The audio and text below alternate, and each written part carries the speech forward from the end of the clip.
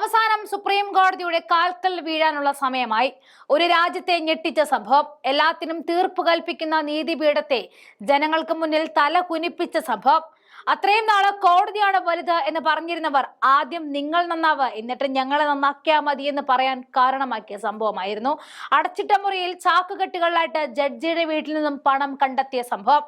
അതൊരു ബിസിനസ്സുകാരനായിരുന്നോ കള്ളനായിരുന്നോ എങ്കിൽ അത്രയും നാണക്കേടില്ലായിരുന്നു.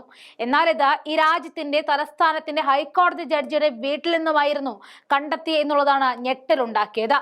ആ കാര്യത്തിലാണ് ഇപ്പോൾ സുപ്രീം കോടതിക്ക് മുന്നിലെത്തിയിരിക്കുന്നത് ജസ്റ്റിസ് യശ്വന്ത് വർമ്മ. ആഭ്യന്തര അന്വേഷണ സമിതി റിപ്പോർട്ടിനെതിരെ സുപ്രീം കോടതിയെ സമീപിച്ചിരിക്കുകയാണ്.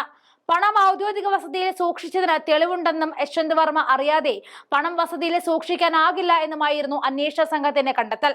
മുൻ ചീഫ് ജസ്റ്റിസ് സഞ്ജീവ് ഖന്ന അന്വേഷണത്തിന് പഞ്ചാബ് ഹരിയാന ഹൈക്കോടതി chief justice she'll Nagu, Himachal Pradesh ഹൈക്കോടതി chief justice J Sandhawalia, Karnataka ഹൈക്കോടതി ജഡ്ജി അനു ശിവരാമൻ എന്നിവരടങ്ങുന്ന സമിതി രൂപവൽക്കരിച്ച അന്വേഷണത്തിന് ഉത്തരവിട്ടിരുന്നു. സമിതി മെയ് 3 സമർപ്പിച്ച റിപ്പോർട്ടിന്റെ അടിസ്ഥാനത്തിൽ ജസ്റ്റിസ് യശ്വന്ത് വർമ്മയോട് രാജിവെക്കാൻ ചീഫ് ജസ്റ്റിസ് ആവശ്യപ്പെട്ടിട്ടും അദ്ദേഹം വിസമ്മതിച്ചതോടെയാണ് ഇംപീച്ച്മെന്റിന് ശുപാർശ ചെയ്തത്.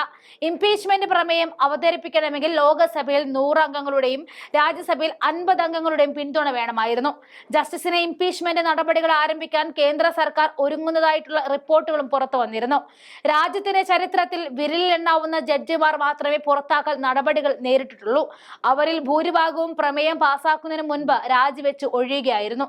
ഒരു കള്ളവും അധികകാലം മൂടിവെക്കാൻ കഴിയില്ല എന്നത് സത്യമാണ്. അതുകൊണ്ട് തന്നെയാണ് തന്റെ വീട്ടിലെ തീപിടുത്തമുണ്ടായപ്പോൾ ഫയർഫോഴ്സിനെ വിളിച്ചു വരുത്തിയ ഡൽഹി ഹൈക്കോടതി ജഡ്ജിയായിരുന്ന യശ്വന്ത് വർമ്മയ്ക്ക് ഓർക്കാപ്പുറത്ത് ഇത്രയും വലിയ അടി കിട്ടിയത്.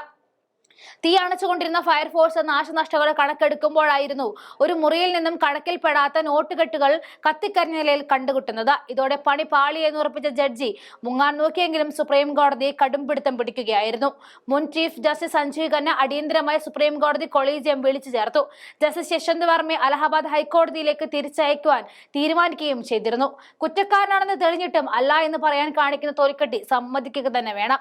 എന്തായാലും രാജ്യത്തെ മുഴുവൻ നാണം കെടുത്തിയ ഈ സംഭവത്തെ എന്തായാലും വെറുതെ വിടാൻ സുപ്രീം കോടതി ഒരുക്കമല്ല. വിലങ്ങെങ്കിൽ വിലങ്ങ്, നടപടിയെങ്കിൽ നടപടി, ആ നീക്കത്തിലേക്കാണ് സുപ്രീം കോടതി കടക്കുന്നത്.